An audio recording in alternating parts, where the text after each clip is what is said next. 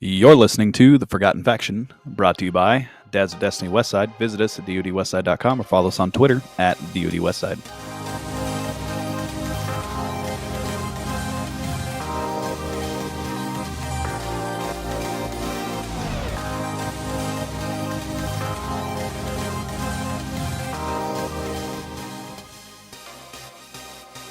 Welcome, everybody, and how's everybody doing this morning? I'm tired. In need of more coffee, as always? Yeah. I'll have coffee later. We stayed up till like 2 a.m. watching Stranger Things because our raid ran super long. And so we watched like 3 episodes, and it took us to like 2:30 in the morning. And so now getting up at my normal time on Saturday was a little painful. Yeah. I'm not gonna lie. I played some Assassin's Creed Origins and some Super Mario Odyssey yesterday, and ended up playing Super Mario a lot longer than I intended, and so I was up till like midnight playing Super Mario.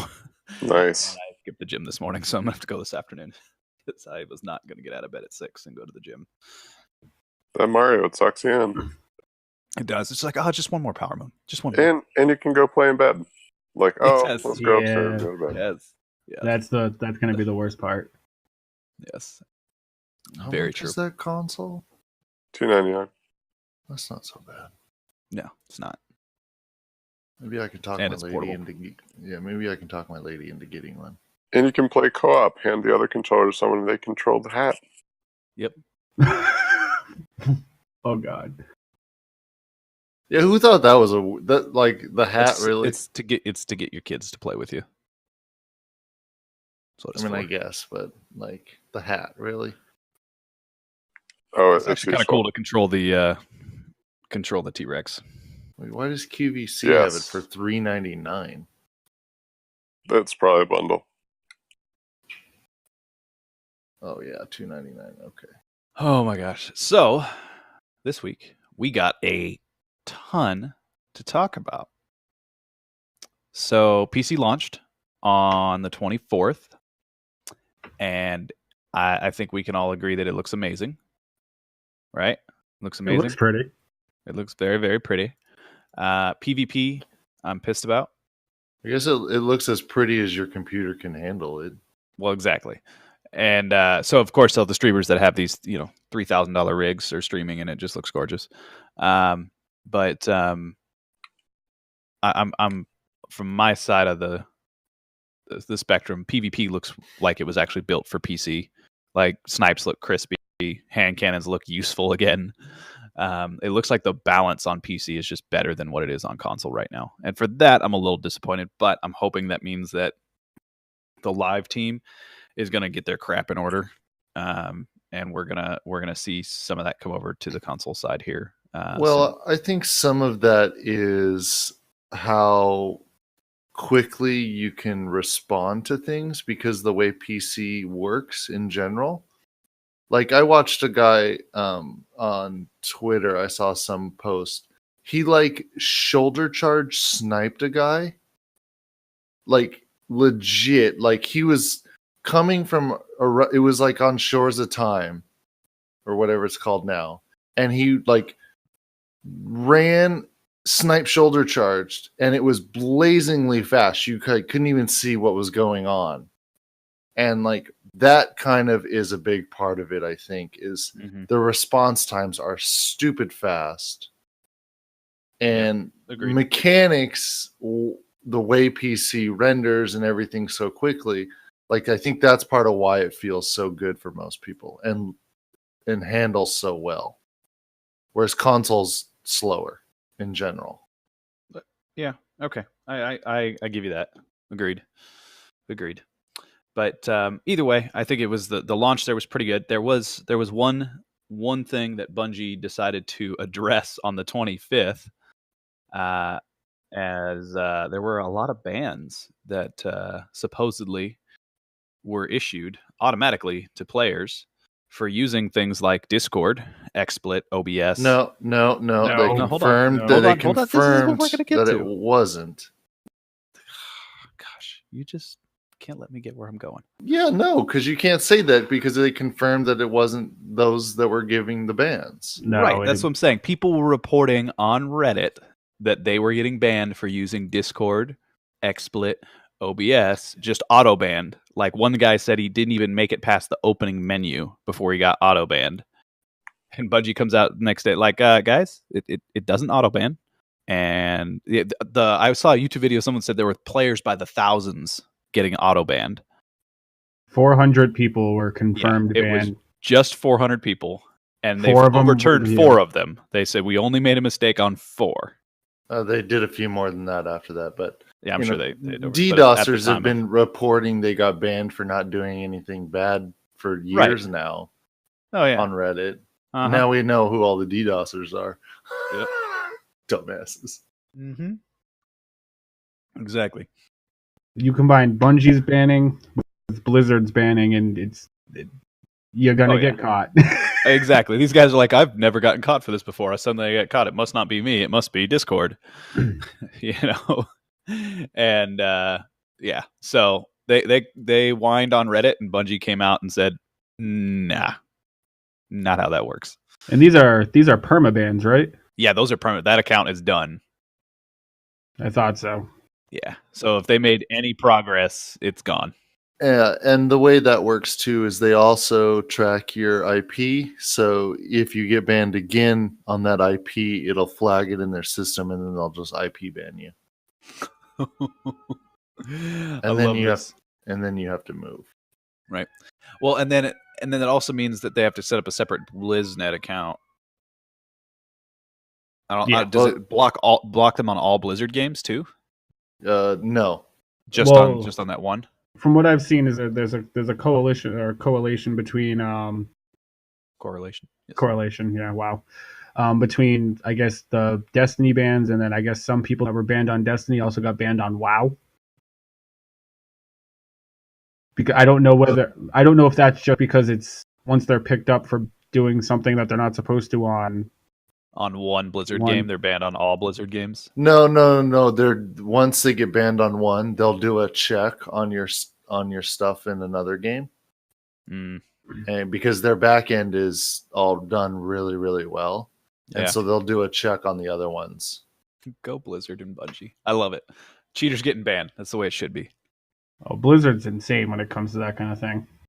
Yeah, they have to protect their IP because of the esports world. Oh, yeah. No, I think it's amazing that they already banned 400 people like on the spot. It's just like, bum, done. And I wouldn't be Like- surprised if you saw that correlation in Overwatch also. Yeah. All of those rumors were false, that people by the thousands were getting auto banned. That's not how it works. So if you heard that, it's wrong. And that was our October 25th update from Bungie. So it was good stuff. And then on the 26th, we got the TWAB, or the what do you call it? System. The Bungie weekly update. Yeah, that's it. That's it. Just you know, Anyways. it's not my fault. A bunch of people were like, "We're not getting an update for the game. Why are you calling it an update?" Shits. So, anyways, Like seriously, come on. It's a fucking blog. Obviously, it's an update to the blog. Wow. Symbols. Salty. Yeah, because it's annoying. Here, anyways, let me just read the twat every week. This week at Twitch. yo, that needs to happen. That'd No. be so funny. The internet would No, have a it field day with that. doesn't. All right. Anyways, they talked about the PC launch. They put up a new Vidoc, which was all right. They talked about some of the stuff that they're going to be bringing into Season 2. They showed some new armor. We see some Iron Banner armor. I was struggling to determine what the other armor above the Iron Banner armor was from. I'm going The to assume- dawning.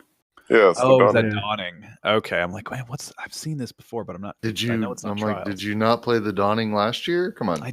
I did, but I wasn't a huge fan of it. So, I don't know if they gave Dawning gear for Crucible, so. Ooh. God damn. It's true though. I wasn't a big fan. I think I didn't get all the boxes What? on a What? single character. A live event that doesn't have anything to do with PvP? I'm out. I What? know. That's, Shaxx yeah, exactly. Shaxx doesn't give you things like current? What? Yep. I'm never gonna hear the end of this. Anyways, moving on. You're rating tonight. You'll be fine. I know. They made some really, really, in my opinion, good announcements. Here for things that the live team is looking to do, and that's, I think this is what we're gonna really focus on today. Is these announcements of, they call it a short list of updates that they're working on. Not even giving us only one of them they actually gave us a target date for. But the rest of them are just kind of like, hey, this is like in the pipeline. Like, this is what we're working on. Which I think is really cool that they would do that. But at the same time, I want to hear what you guys think about them. So, what on this list have you guys been interested in so far? Well, we've been asking for the emote interface since, D1, when they actually introduced emotes. So that's pretty good. So are you thinking it's going to be like depending on which way you push? Yeah, it's gonna like a hold and then rotate your. No, it's gonna. No, it'll be a you're gonna- mappable. Yeah, you're gonna equip it to up, down, left, or right on the D map, Yeah. and then that's what you'll have. Okay. All right, I can see that. I was thinking when I first saw it, I didn't even think of really more of an interface, more of just a change in the existing one that lets you. It'll just pick one of them at random. You're allowed to equip all four of them. No. But from what I'm hearing, people are talking about, they're thinking more of something like you have in other games where you can either map it, or if you hold the left button, it brings up a menu, and then you can rotate your right stick to choose one of the four. No, Luke Smith already addressed that option and said that won't happen. Okay. It'll be an up, down, left, right. That'll be the easiest thing. Yeah, that would be easiest. The D-pad. Yeah, That's instead why of just the wave or the dance, you can. Yeah, that's why they only gave you 4 examples. They said put all exotic emotes on one D-pad. Yeah, makes sense. Yeah, that was the other thing too, is he actually mentioned all the exotic ones. Right, and so that's what I thought was interesting. Do you think they're going to limit that to just exotics going in the other slots? No, I don't No. think so. It's just the most recognizable one. That would be so much more work to only limit exotics.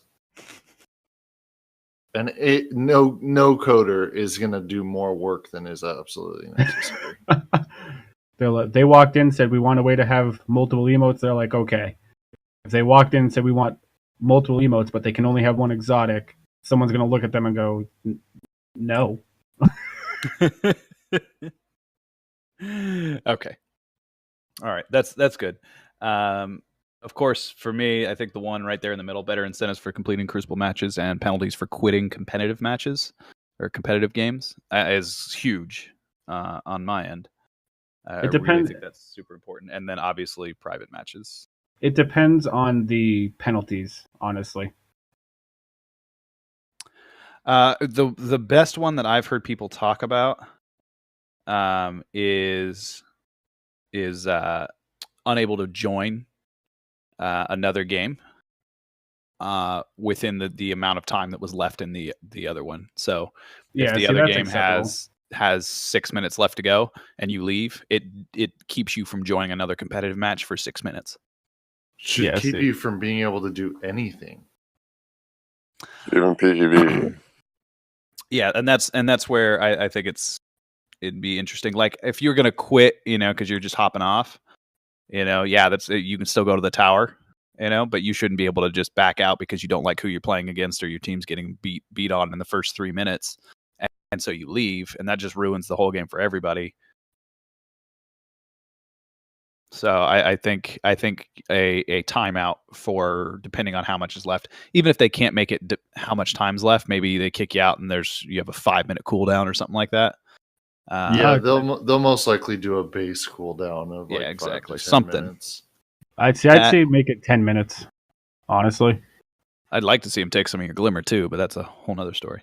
Oh, Well- Glimmer, whoop-de-doo. I mean, like, I've been max Glimmer I know. for weeks. It's But not a then- big deal. speaking of the glimmer, though, new ways to spend surplus currency and materials.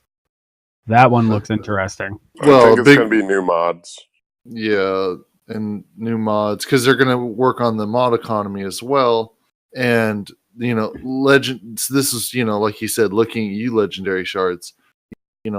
I don't need to buy any exotics from Xur.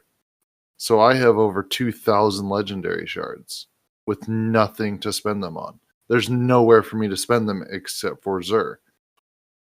Yeah, Agreed, and that's where I'm kind of disappointed with current state of faction rallies, which is I can't really go get anything from the factions between faction rallies, so they're kind of pointless outside of just that 1 week of the faction rally.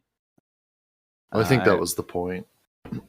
Yeah, but I think they need to add something there, whether it be just maybe like a Cade 6 style stash where you go complete it and you get a weapon for that specific faction.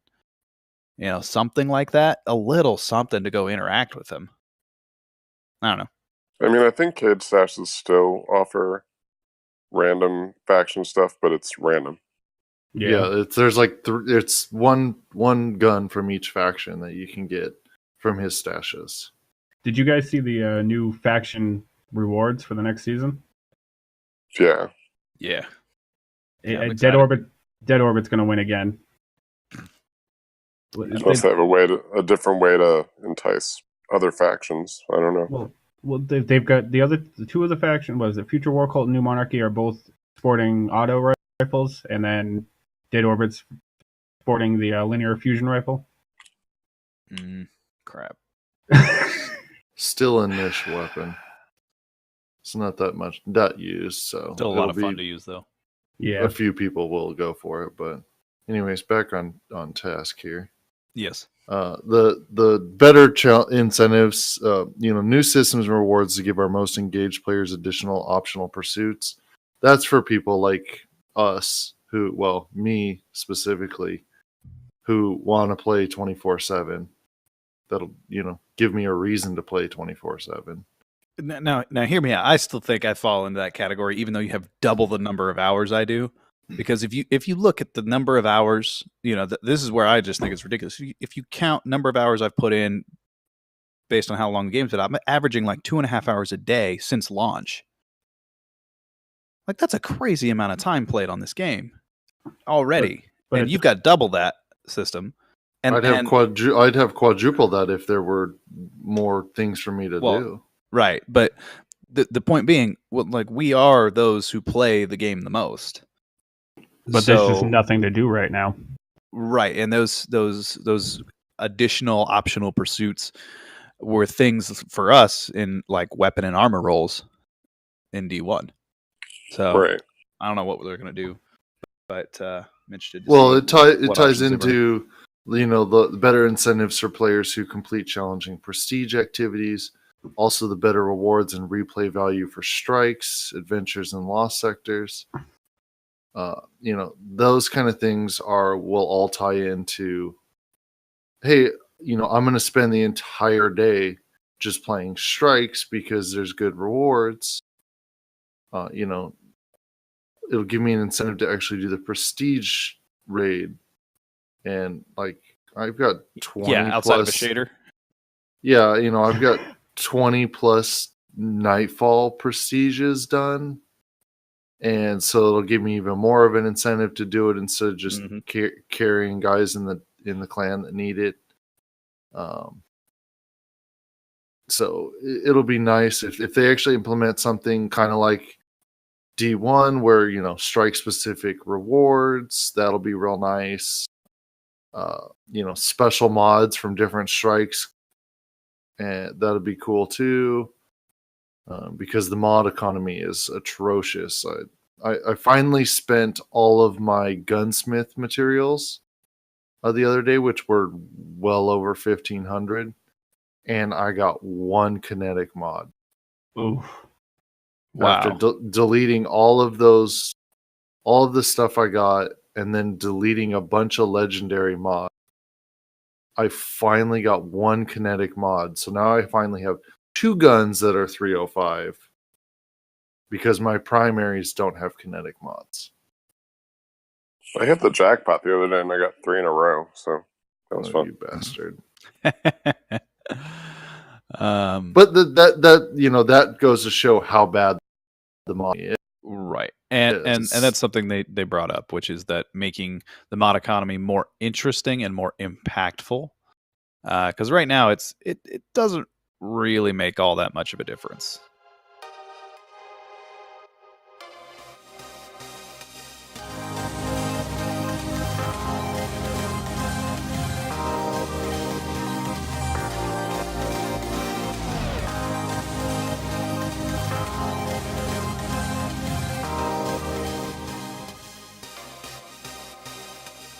So either way, ultimately bringing private matches back means we don't have to do that crap anymore. Which I'm really happy to get private matches back, and they actually gave us a target date for that one. They said early 2018, which is actually a pretty good time frame, considering that we didn't get it at launch. All I'm gonna say is boop gun fun run. Oh my gosh! No, we've discussed that. It's really hard to do because everyone would have to get heavy ammo, which means waiting, so much of the match to get it, and then suddenly everybody descend upon everybody. So it's 10 minutes of waiting for everybody to get heavy, and then a minute of fun. Well, so I'm wondering if there's going to be some sort of a mayhem mode introduced with the private matches where you can really crank it up. Yeah, control how fast ammo spawns. Yeah, because if you could get it to just be in, like, you can just immediately. Oh, that'd be nice. If you could make it spawn immediate and have like a 3-second cooldown before heavy ammo spawns again, and so it's just constantly there's always heavy ready. Hey, your whole team can have heavy in like 15 seconds. If that's the case, sure, then we could totally do that. Yeah, we spent a couple hours running around with random exotics. What was it, 2 weeks ago? Yeah, after the podcast. Oh my gosh, that was so much fun. Terrible. Yes. That match with the Fighting Lion was terrible. Oh my gosh. Never again. Never again. That was so back to the weekly list here. I think the ongoing improvements to exotics, so you're not getting as many duplicates, is another good thing. Do you think that means we'll get more exotics as the seasons come along? No, well, maybe. Since they are going to be adding, they said they would be adding new guns, so I don't see why they wouldn't add at least one new exotic with the new season. But tweaking their RNG-ness of decrypting and drops, so you get less duplicates all around. And only until you get them all, everything, will you start getting duplicates again. But that's nice. Decrypting 3 exotics in a row, you're not going to get 2 cold hearts and a fighting lion. You're going to get a fighting lion, a cold heart, and a Darcy. And 3 Winter's Guiles. Finally. If you don't have Darcy, go to Zur. Come on. Oh God, yeah, that's actually really good, because in my household, if I hear I got sweet business again, one more time, I'm probably gonna die. Dude, again, like she got a bunch of exotics, and again, just sweet businesses. She's mad. It's almost better to like decrypt one, wait till like the next time you log on, decrypt another, and then keep going, because or at least leave the instance and come back, because that seems to be a big factor. Being in an instance and then decrypting them all is a big factor. So if you just like leave the instance or wait till the next time you log on, That That's a will good point. that Good idea. helps it a bit, but people are greedy and want them all right then. Yeah. What do we think about the Crucible tuning, like adjusted supremacy scoring and better spawning rules? They were weird. They're limits that they changed it to, which leads to the patch notes for next Yeah. week. It's some interesting changes, like the reducing the score limit is good. It means you're actually going to hit score limit now. Maybe. Yeah, but supremacy, they increased the score limit. Which I thought was, well, that's also because now you get 1 point for every kill, regardless of picking up the crest. So I think you're going to score a lot faster, over, because what they were finding, because if you have to team fire constantly, you're next to a teammate almost all the time who can always pick up your crest. So there's like nobody's ever picking up. Like I'm 3 minutes into a game and the score's like 8-6. It's just like, you're kidding me, right? And we're killing each other like crazy. It's like I've died 4 times, but the score's still 8-6. It just doesn't add up because there's so much team fire and because the gameplay is slowed down so much that you can't cover, the map the way you used to.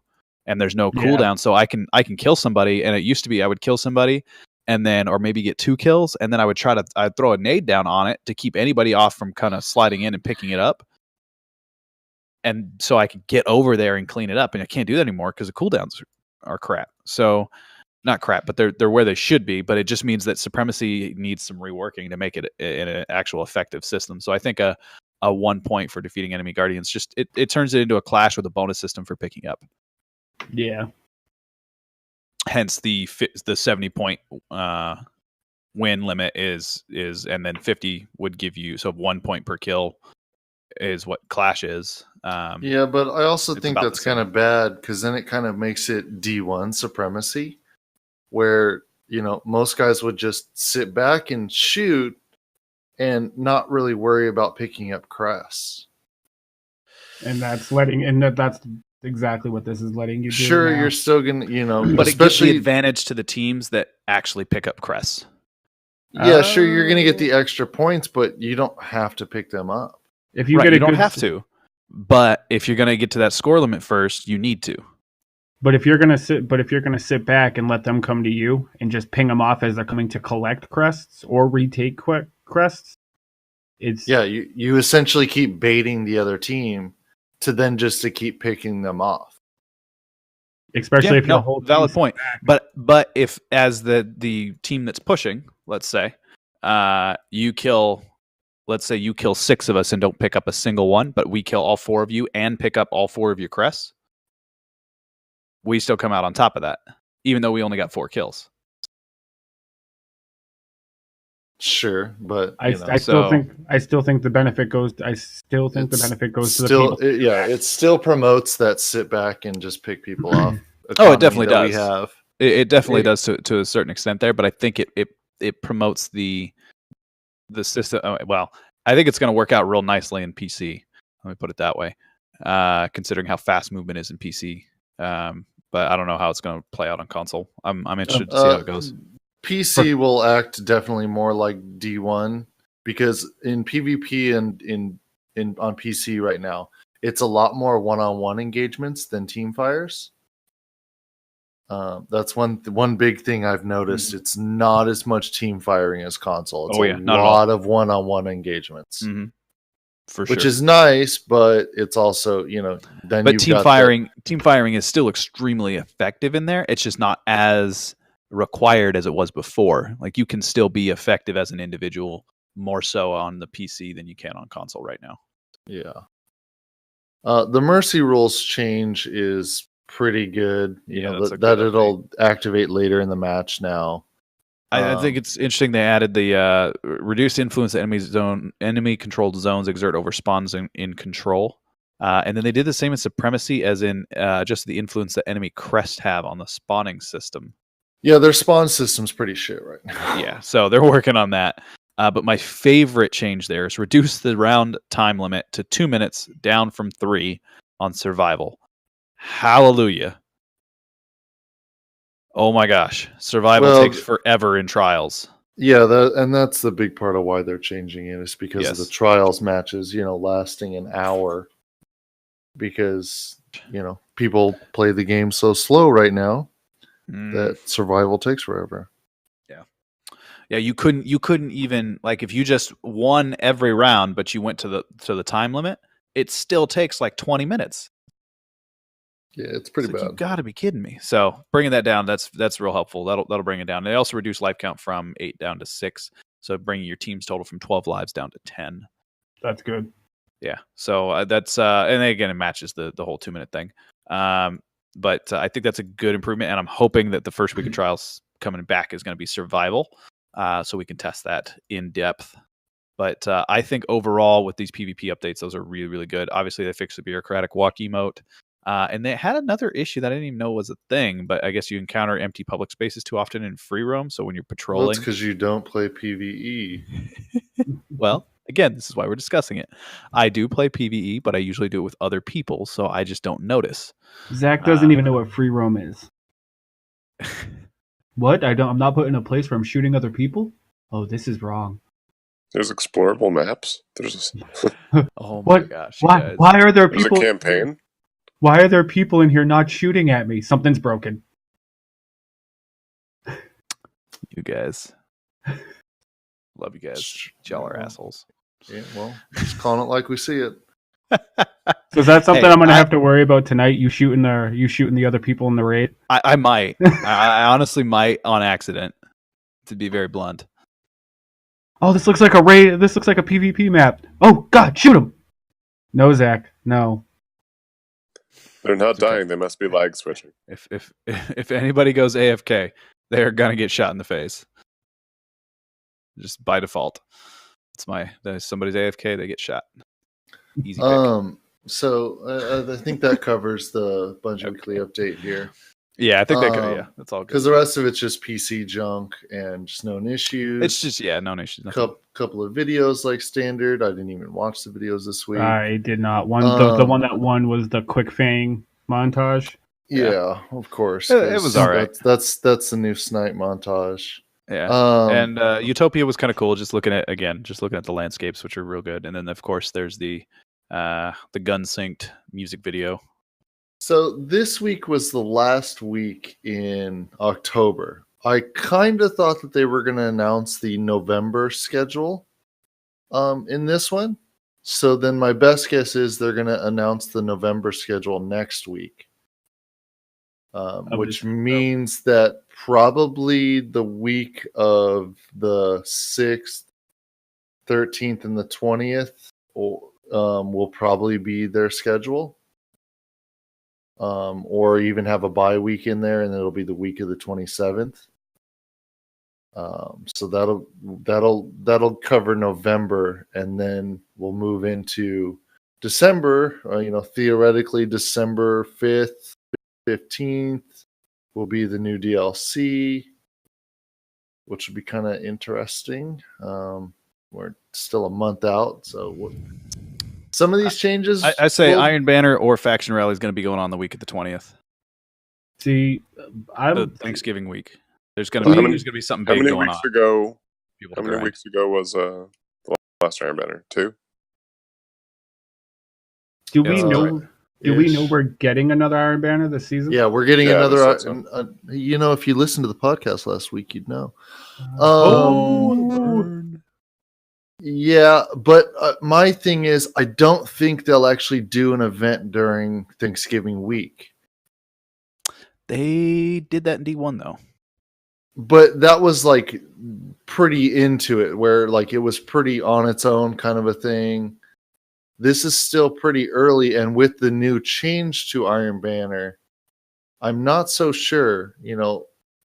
They want to be there in the office for that, and that's they take like that whole week off.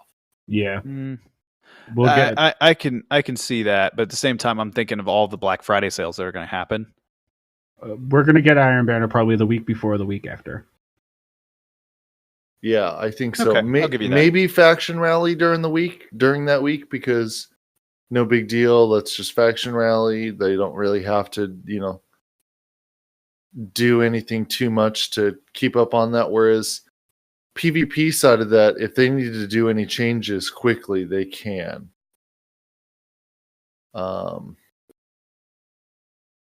Whereas, Faction Rally is definitely a lot more PvE oriented, and that's flowing really well already for the most part. Yeah, because let's see, Thanksgiving's the 23rd this week or this year? Yeah, because that's my lady's birthday.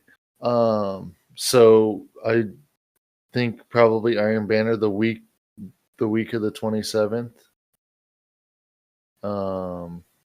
Faction Rally probably the 20th or 21st and 28th, because then that might almost bring Iron Banner right into the new season, theoretically. That's if the new season and new DLC drops on the 5th. Okay, so that's a good calendar. I think we have looking forward. Yeah, I guess it all depends on if next week they actually announce they were doing streams all November, or just news through November. I can't remember. Bueller, anybody? No. Bueller, no. Okay. No. So, anywho, I think we got a good calendar looking ahead. We talked about the Bungie Weekly Update, and I guess that brings us to the spoilers. Yes, spoilers. Sir. Spoil me. Spoiler alert! You've been October, warned. guess they're spoilers, I guess, but so last Iron Banner was October 10th. October 10th. So 4 weeks from that. Well, not that. That's I the don't 7th. I don't think they'll do it 4 weeks, because that'll push it too close. If the drops on the 5th, they'll have to do it the week before that.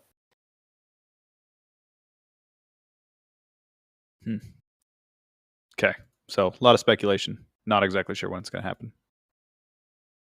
We'll have to wait and see.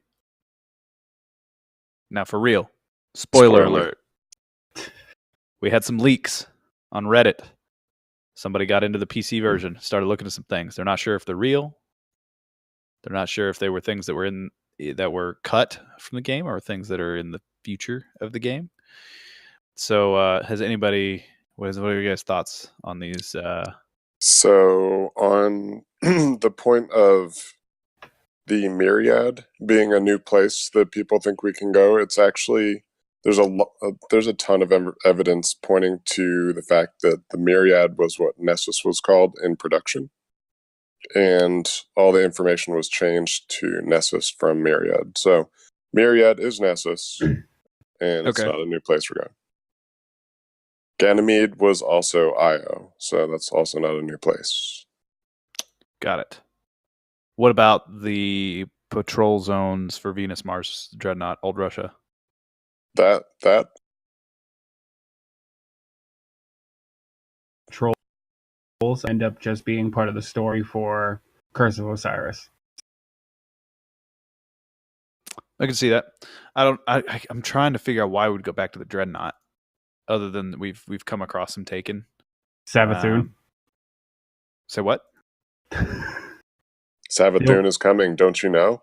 Yeah, if we're going back to the Dreadnought, it's because Savathun's sitting there. Please Savathun- enlighten me. So Savathun is Oryx's sister. She is essentially the hive god of cunning. Yep, and trickery.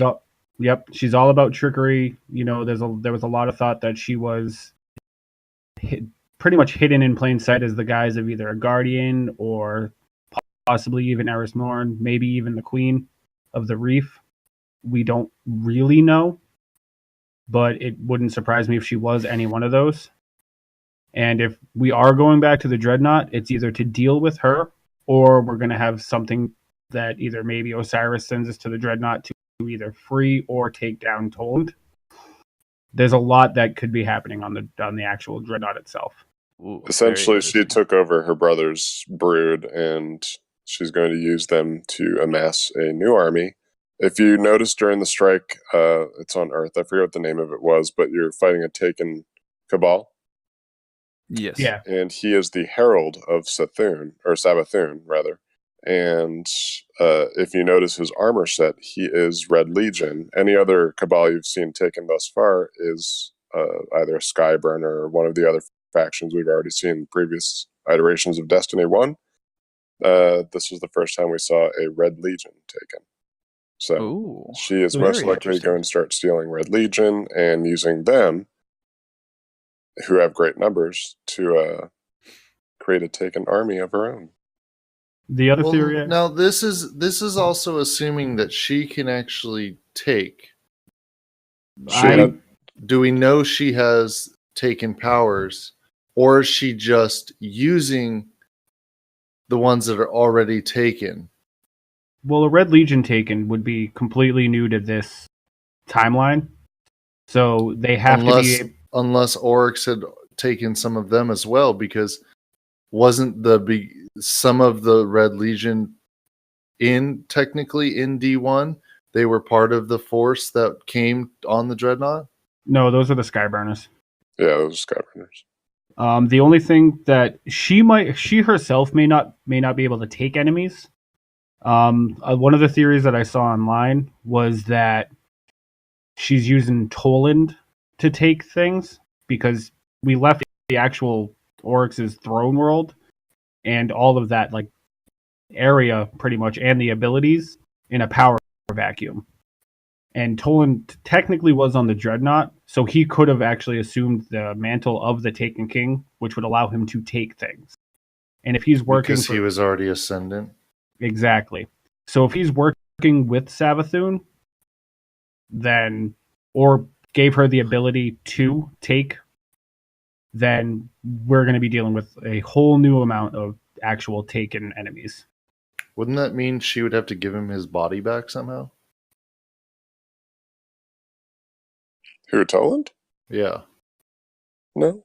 No, he'll just make his own. He'll make a new body.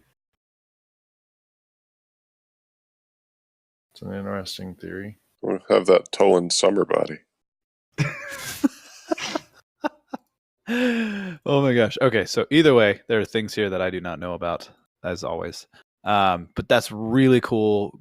I love the thought process there. What about the thoughts of Black Garden and Vault of Glass being mentioned? Maybe a trip back there? I don't think we'll go back. They'll just mentioned because they're such key points in the story. Oh, okay, so what thoughts of like Prison of Elders making a comeback, or the Reef? I thought they debunked that. They already said Prison of Elders is not coming back. Even Bungie said no.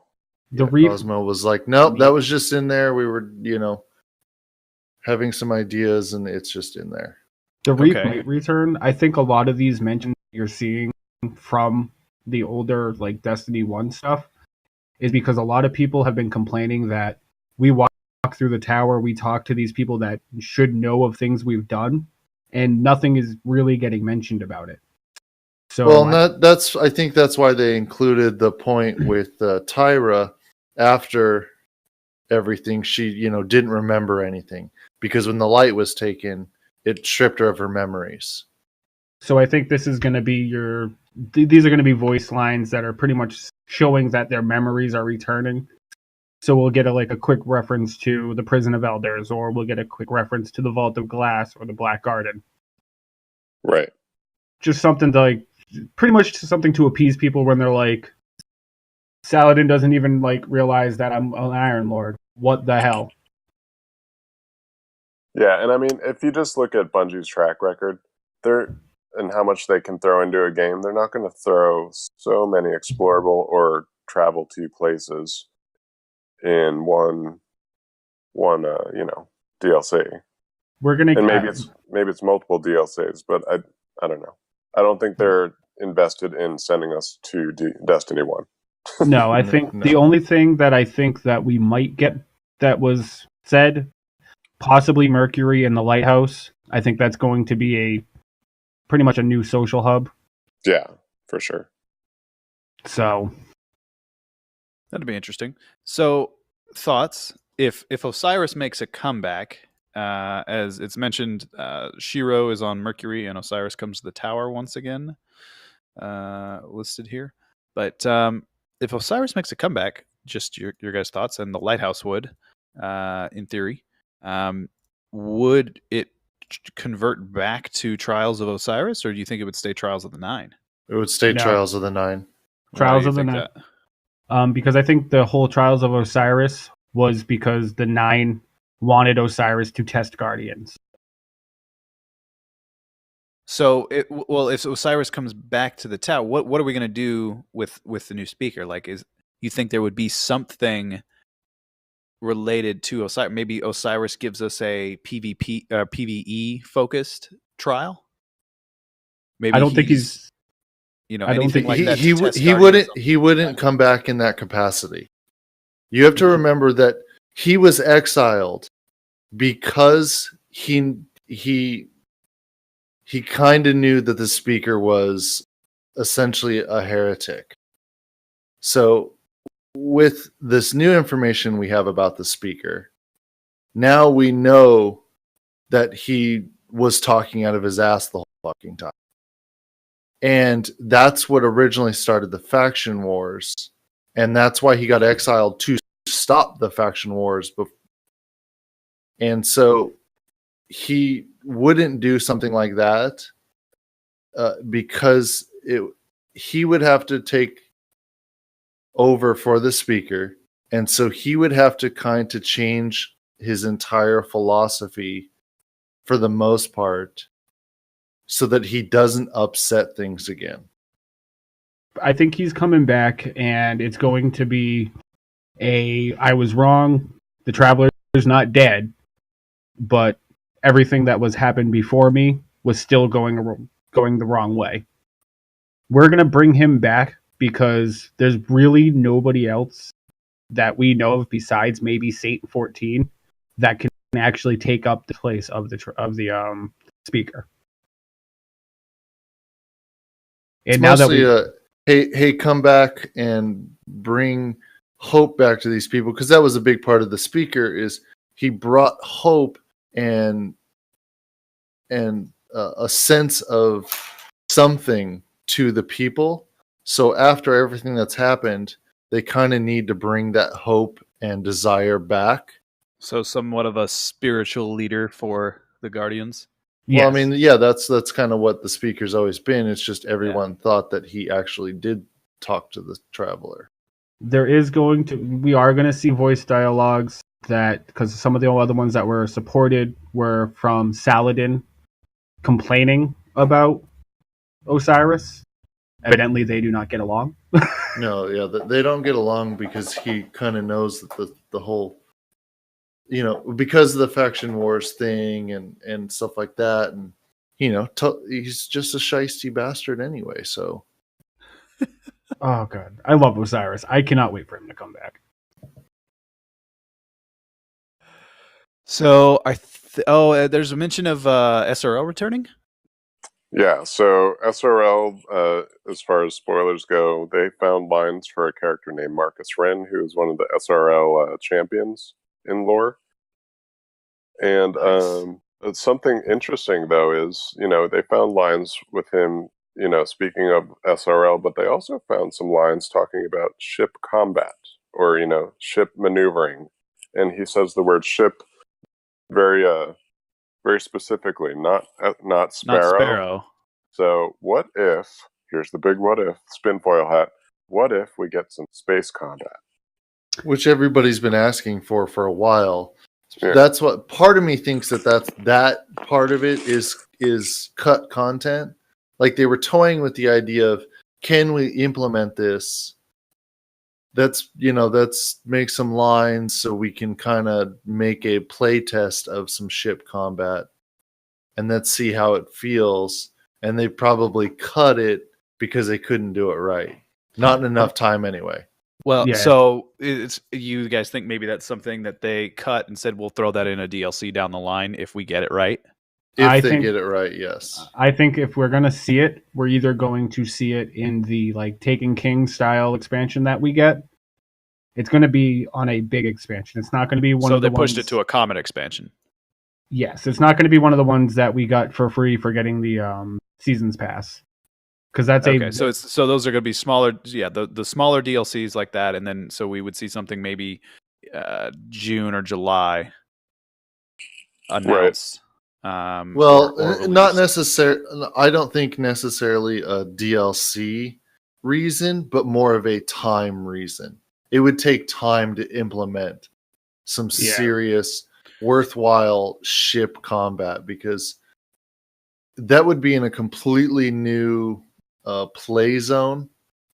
And Oh, yeah. It's all that's a whole new territory for Bungie even. They need to cook for the up a most reason part, yes. why you'd be doing it in the first place. Like, Yeah. usually Guardians compete with other Guardians to sharpen their skills. And, with ships, what are you sharpening for? Obviously, they need to cook up a reason why. Yeah. Exactly. Well, there's already Cabal ships that we shoot out of the sky. Yeah, but I think it's going to have to do with the triangle ships we saw. I think we're going to actually try to intercept before they come to us. Oh, that'd be fun. Interception missions. Yeah, that's where I think they're going to go with that. This isn't Ender's Game. I don't. Maybe I don't know, because that seems so much like you're just gonna end up being the Dreadnought again. It's just gonna be a Dreadnought that's shaped like a triangle instead. So I think maybe that brings a different breed of Vex that have fighters. That we would need to battle it out in space. But the Vex don't have ships. Yeah, the Vex aren't concerned about space combat. Yeah, they teleport. They can time travel. Why do they need to go in space?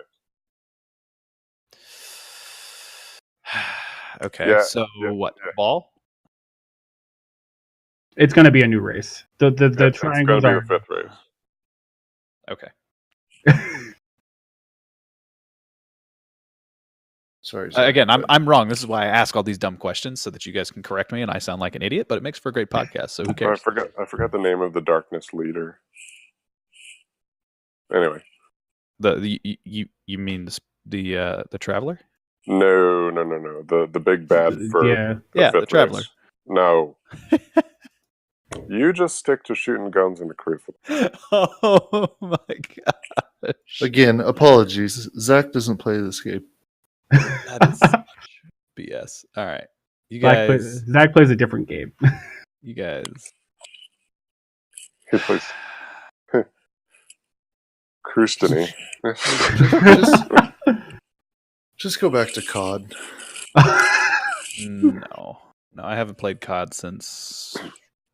Man, I think the last one I bought was Ghost, and that was garbage. And Haven't you been playing on PC? yeah, went back to Modern Warfare 2. Been playing it with a couple of Destiny friends of mine, just for kicks. Go play on Rust with hipfire only snipers and throwing knives. So did they debunk the Cade 6 dies? Well, he did die at one point. Sort of. he did die. Yeah. Like he used to be a human. No, yeah, but because I know they were saying mentioning his death, but are we like? So the only reference there was future War Cult New Monarchy having lines that mentioned his death and what would come after that, but it all could be tied to his creation as an XO. Yeah, I think it's when he went to IO. Yeah, right. Got transformed. So, see, I think we do need an actual significant death in this game. I honestly believe that. Well, they had their chance. We had one. It was we had the speaker. Yeah, right. But I don't consider that significant. No. Give us the Cryptarch. I'd say that's pretty. I'd say that the speaker dying. I'd say the speaker dying is pretty significant. It creates that vacuum. It does create that vacuum, but and that's why Osiris has to come back. It creates that vacuum for it. But it doesn't tower. But it doesn't pull on if Cade, Ikora, Zavala died. That would kind of pull more on not necessarily the heartstrings, but pretty much the heartstrings of the people playing the game. They're not going to get rid of Cade. He sells the game. Yep. They might get rid of Ikora or Zavala. If any of those three would die, I would probably say Ikora. Yeah, she gets the least screen time. I was going to say Zavala's probably going to be the most compelling for a death, considering that they went into his entire backstory. Yeah, then I think that's exactly it right there. Like they went in, they actually gave us a backstory for him. Yeah. Whereas Ikora's the smart one. She's, plays it safe. She plays from the shadows. Zavala will go run in and punch a douchebag and most likely die. See, So I think it would create that power vacuum within the Vanguard. And it would also really, he kind of, pumps up the community and the Earthlings. So him dying would create this giant vacuum of, hope and stuff like that. And so if he went off and did something and died, that would create a very, very interesting story. I think it'd be quite very interesting for him to die rescuing Osiris in some way. I do not think he would be the one going to rescue Osiris. No, that's what we are. That's what we're for. Here's the thing: if something like that were to happen, he would be blamed for Zavala's death by some. Yeah, and that's why they wouldn't do that. He's already blamed enough for enough things. If he were going to go save anybody, it would be for Amanda. Yeah, it's gonna be Amanda Holiday. She'd take that so hard. Or the other thing. She would just be wrecked, like that emotionally just done. In a way, but she would know that he did it for her because of the love he has for her. So there would be that side of it as well. So she'd be hurt, but she'd also be fine. The other two possibilities that I've seen thrown around on that aspect were Shax and Hawthorne. Shax and Hawthorne. They could get rid of Hawthorne because they just introduced her new DLC. You weren't that great. Yeah, but she's too integral because of the actual clan system. I mean, that's the whole reason they brought her was for the clans. Well, I didn't see them dying. The things I've seen is Saladin saving Shax with Hawthorne as a reason that he would die.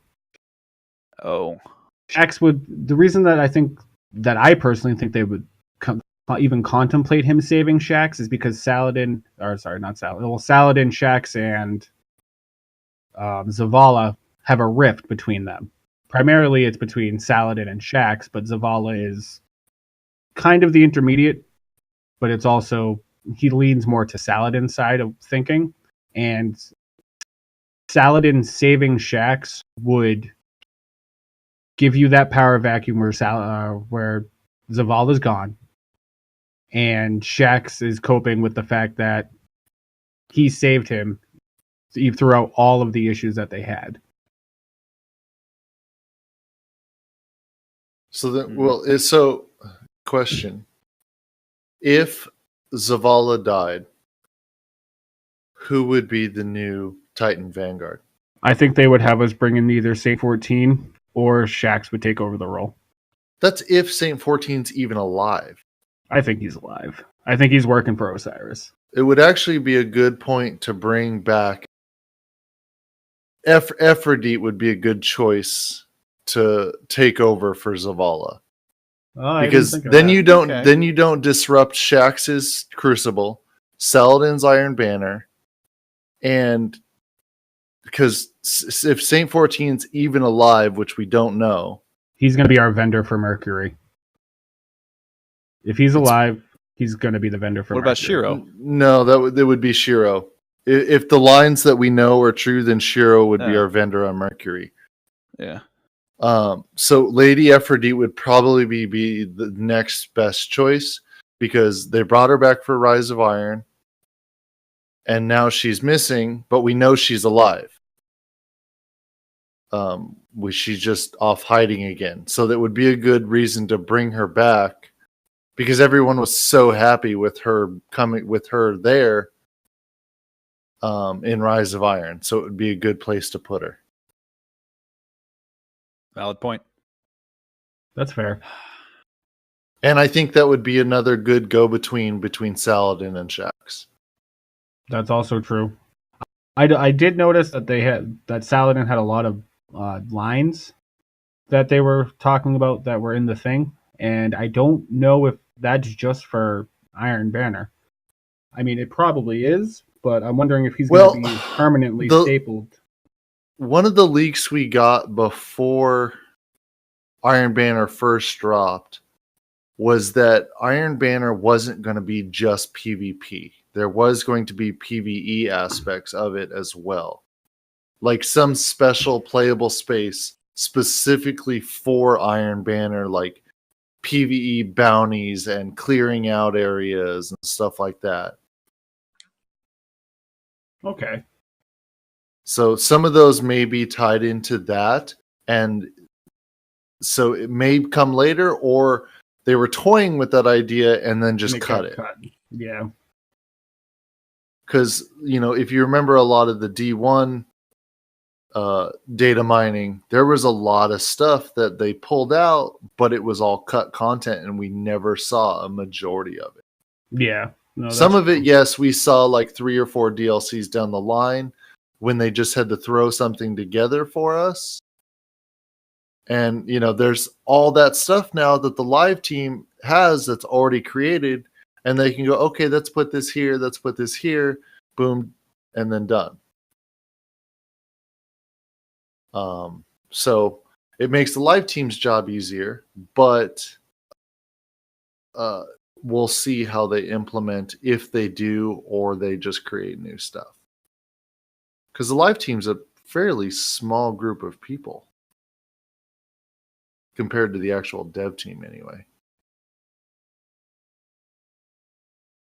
Yeah, I think it'll be interesting to see how all this rolls out over the next couple of months. But I will say, coming from a couple weeks ago, we were looking at this thinking, man, what are we going to do? To now looking at this information they've given us, this is kind of a whole different story. Well, yeah, like if they hadn't dropped this tidbit of information of what's coming, I think they dropped it because they know that the community is like desperate. is all feeling that same sense of dread of, do I even want to stick around? And they kind of just gave us that little sparkle of hope. Hey, you do want to stick around because we've got this coming. But we'll see how it all gets implemented. I couldn't find. I guess they didn't actually say something on Bungie. I think it was said on Reddit or in some random help forum for the November schedule. And if it's a stream schedule, awesome. I would love to see some streams of what's coming up for season 2 and the next DLC, because I was enjoyed with seeing those and what's coming up, and physically seeing issues addressed in their playtest world would be really nice. If they don't do streams and they just give us stuff on the blog, okay, cool, I can work with that as well. But it also leaves a lot more room for interpretation, which could lead to more disappointment. Yeah, I can see that for sure.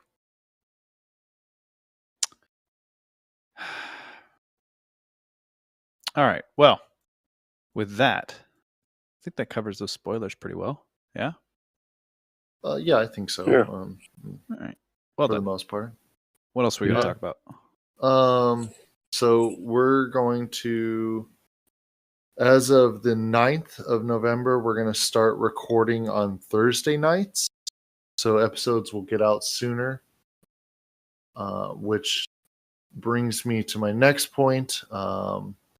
I've submitted the podcast to Google Play. So if you want to use that avenue, instead of a third party or iTunes, then you can use Google Play to do it, because I didn't even know that was an option until like 2 days ago. Thanks, Mav Show. Thank you. Cha-ching. So that's been submitted to review. I don't know how long it takes. But one thing I did notice, it's got analytics, which was really nice.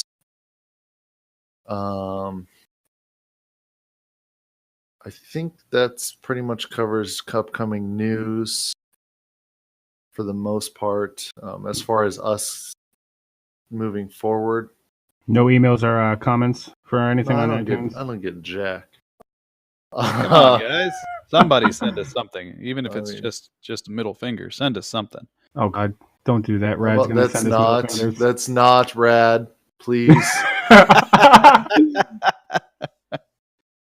So tired of seeing that all the time. It's like, can you speak English, please? Like, He doesn't speak English. We covered this He Yeah. speaks in emojis, in Bitmoji. and because Bitmojis. he can't spell. Because he's a 12-year-old girl.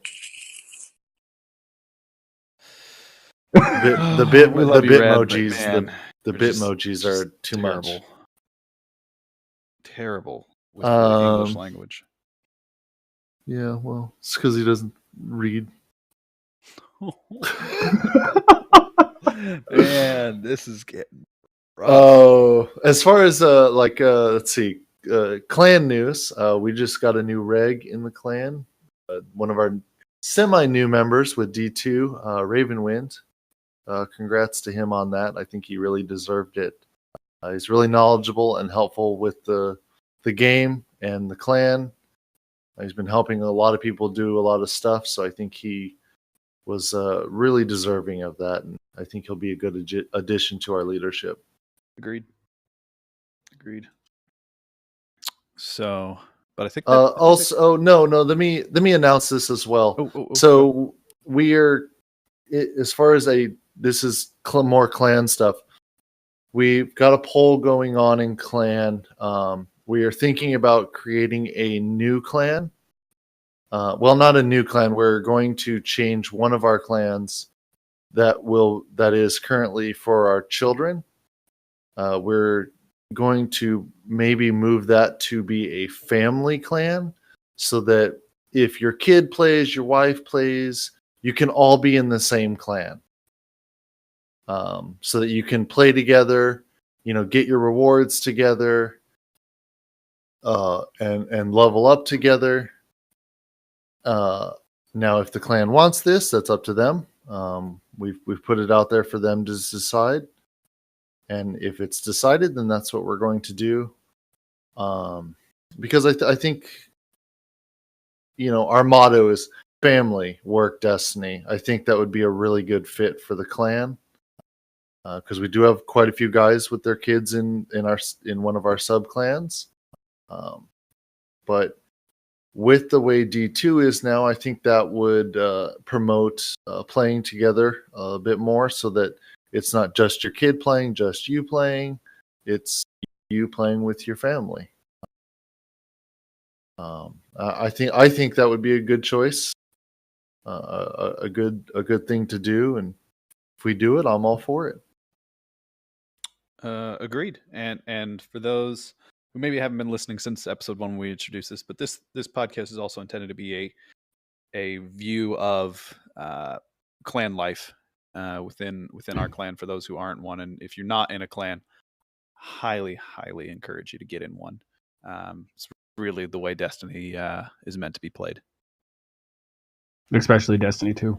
Especially Destiny 2. Stupid friend game. Yeah. Friend game for life. No, I want end game, not friend game. The friend game is the end game. No. I've already got my friends. I don't need more. Zach, how much friend game do you experience with PvP? Oh, I Rip. experience a lot of it as I teabag people on the other team. You mean the 4 people you play with a week? Hey, make 4 new friends every week. Are you sure? Okay, maybe I make the 4 same friends every week. But hey. Yeah, exactly. No. How many of those guys are playing D1 PvP right now? Ooh. I don't know, honestly. Quite a few of them, actually. I should probably go reinstall it. Yeah, I mean, like Ken is like pulling like a 3.0 in PvP. Yeah, I don't know D1 what right in now. the world. There must be a bunch of children playing PvP. I'm gonna go over there and see what happens because Like it's kind of like ridiculous because like I'm seeing him pull his KD up and I'm like, what? Why are you pulling a 3.0? and we know his KD for D2, but that's because I know his KD from D1 when everybody was playing it. Part of me also wonders are people going back to D1 PvP and playing like D2. safer like D2, and with how aggressive Ken is in D1 PvP, it's really working out for him. I don't know. I guess I'm going to have to go find out. Oh, geez. So I guess I know where I'll be this afternoon. So got it. Next week is going to be the D1 podcast from Zach's point of view. D1. Well, we are discussing doing D1 fun runs again. Now that we've gotten, some of us are playing D1 again. Like last night, we did the raid. We played Crota. That was a struggle. Since there's more than one raid, how many raids did you do? Well, we tried to do one and didn't work out so well because some of even our veteran members couldn't do it. Renegade. So we went back to Love you, Rennie. We did Crota, and boy, was that a struggle. The difference in enemies in D1 and D2, D1 enemies were way more aggressive than D2 enemies. Like D2 enemies, will the Cabal that shoot the little triangle thing at you. Yeah, that's kind of what D2 enemies do. They'll shoot you from afar for the most part. Whereas D1 enemies will come up on you and just blindside you. And that's what kind of really hurt us on doing Crota, is that playing D2... It's always in your face. Yeah, like playing D2, it's a little bit more laid back and slower paced. D1, it really showed you how powerful you were because those enemies were so aggressive. Yeah, and you have thralls appearing out of nowhere, rushing you from behind. Yeah, on the Crota bridge, I actually had to use my Titan bubble on the far side to stay alive. Oh my god! Like those yellow bar knights that come out were so aggressive and just coming and wrecking face. So I had to use my bubble, hide in, bait them to me, dark drinker them to death, and it was pretty difficult. Once we got to Crota, it was a little bit easier, because we're in that mindset of we just mindlessly do Crota. But it was nice to be able to bullshit the entire raid and laugh and have fun. Whereas Callus, the Leviathan raid, it's a lot more mechanic heavy, so you're being more focused. You're not bullshitting as much, and but it's also the enemies aren't as aggressive, so it's not so sweaty. You're not sitting there going, I'm fearing for my life the whole time, which is kind of also not a great thing, but it's also a good thing. Yeah, I think the most aggressive enemies I can think of in D2 are the dogs. That's not saying much because you can waste them in 2 bullets. Yeah. Zach will find out tonight. Yes. Well, so I've preface here. I have done a little bit of the raid. I did. You spawned in? Well, I did that. I attempted Callus, the Callus encounter at the end, and we at the time that was the first week of the raid, so we couldn't even get through a single damage phase. It was really, really rough. And then I also did the encounter. What is it? Where you run around in a circle. Oh, the Gauntlet. Gauntlet. Yeah. Did Gauntlet. Took us a while, but we got it done. So I've done that one part. Am I going to be yelling at you tonight?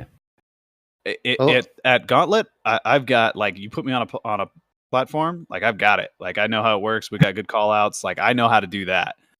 I got that down.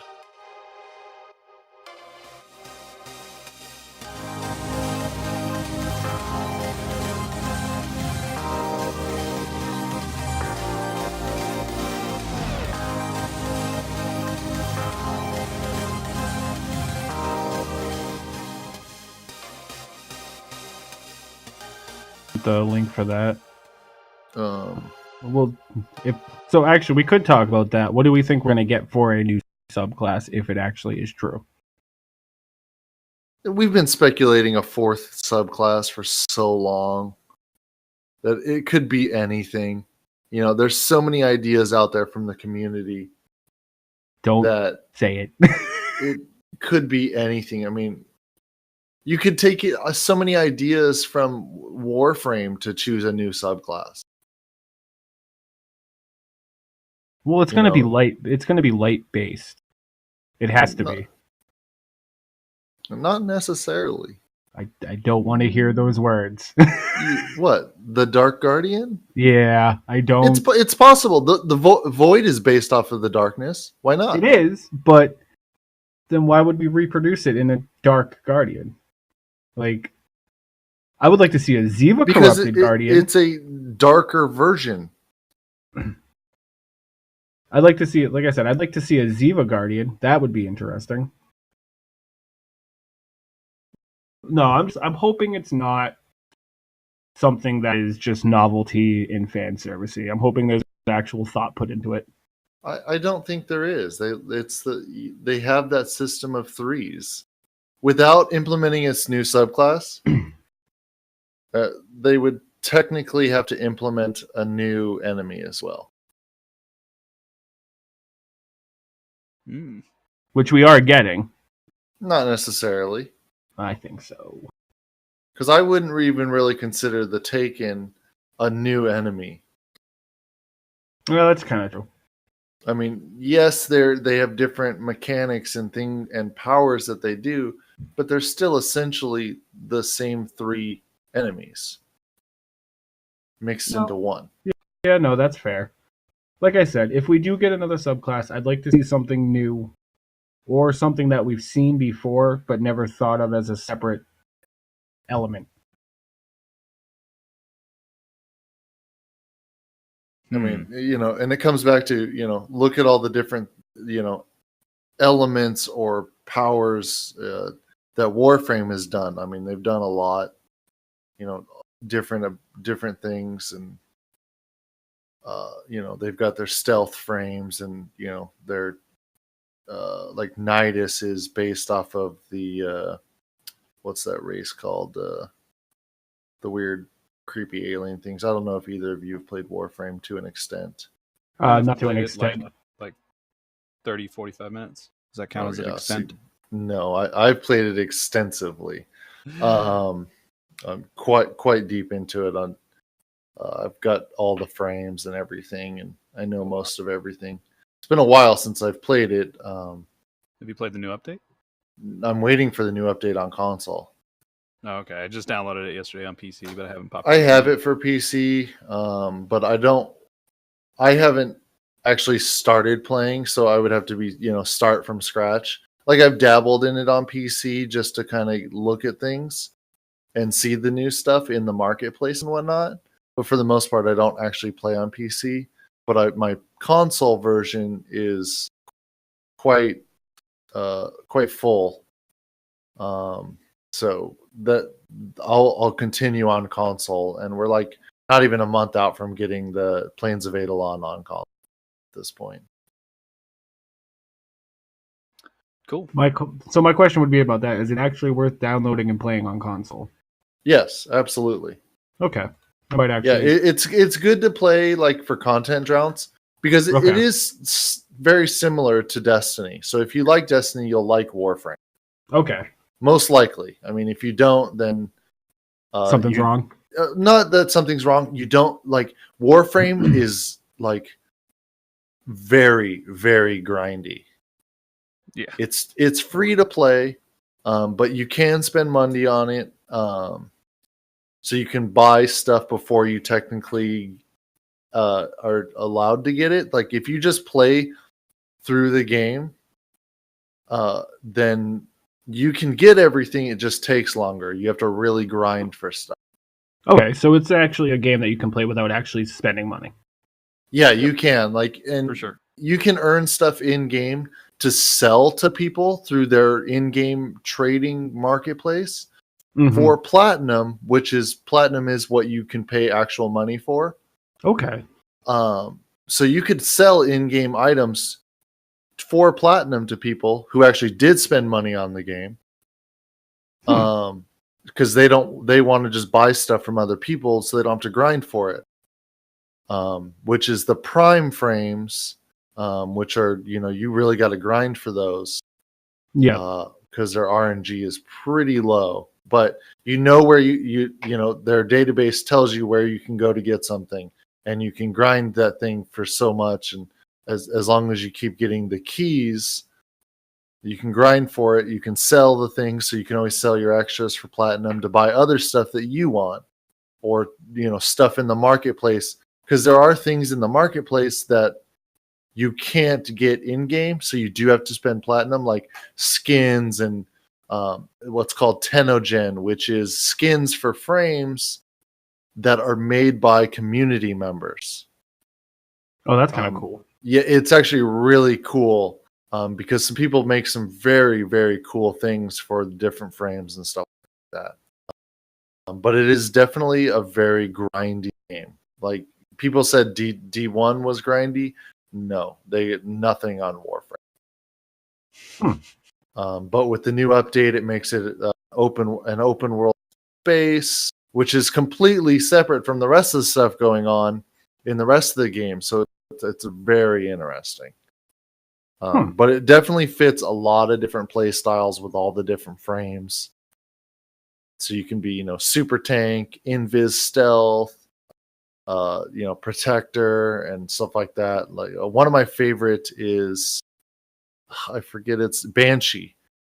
It has an attack that you legit just put sonic pulses into the ground, and it earthquakes the ground around you in an area depending on your mods, and you can literally kill everything in a surrounding area. Like, I have mine set up that it takes my energy away fairly quickly, but I can kill things across the map. So I can sit in one place and just use my sonic attack, and as long as I keep getting energy, nothing will ever come close. Yeah, it's a really good game. For being free and in beta, because it's still technically in beta. Oh, really? Yeah, it's pretty funny. It's still technically in beta. And they said kind of an idea of when they would have a full game launch, and that was after they had so many frames, but I think they've surpassed that amount at this point, and they're just keeping it in beta for no reason at all at this point. Because it's been free to play since launch, except for the Alpha Founders Pack on PC. Well, that's something definitely that I'm actually going to look into, and if anybody would like to write us an email or a comment about anything similar to it, definitely do that. Because that would be nice. I'd just like to see other people's comparisons to it in Destiny. Because I've heard there's a lot of crossovers. There's definitely some guns and things that you're like, hey, that's in Destiny. Yeah, but see that. All of it has always been the things that people compare to Destiny were in Warframe first. Okay. So we should probably end this. I mean, I guess. I mean, I could talk about Warframe some more.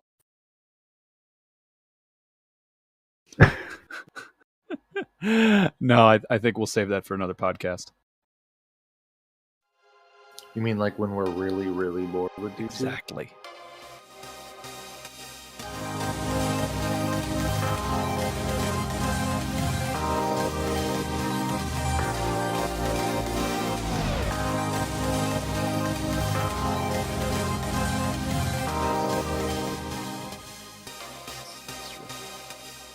And it's 7 feet, thank you very much.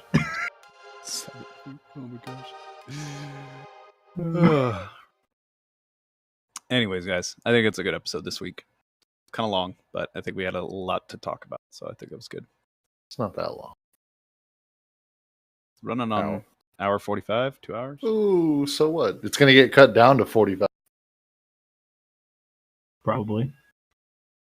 Yeah, probably, with all my ums and ers. Oh, I don't cut those out. Oh yeah, you don't do that anymore. No, I quit. I literally quit editing. I just leave your entire track the way it is. So I get to sound like a dumbass constantly. Love it. Well, yeah. Love it. And you realize that quote right there, I get to sound like a dumbass constantly, is going to be probably the ending remark for the video. Oh, yeah. I know. I know. No, that'll be right at the beginning. Right at the beginning. It's just highlights from this episode. I get to sound like a dumbass constantly. That's what it's going to be. It's going to be I sound like a dumbass constantly. Music. Yeah, I'm a dumbass. I'm a creep. Music. Ah, Intro. gosh. Podcast. And There's then gonna me, be- and there's then gonna the be a very highlight end of it. podcast where you're just gonna have all of my really dumb quotes tied together, and it'll be Yeah. like 30 minutes long. Zach's montage. Episodes in. And then the very end after the ending saying you should be a godless heathen, you know. Oh no. Okay. And then listening to you physically cringe, you know, perfect. Ending. Done. Perfect. Ship it. Ship it. Fuck it, we're doing this live. Oh my god. All right, guys. Time to be done.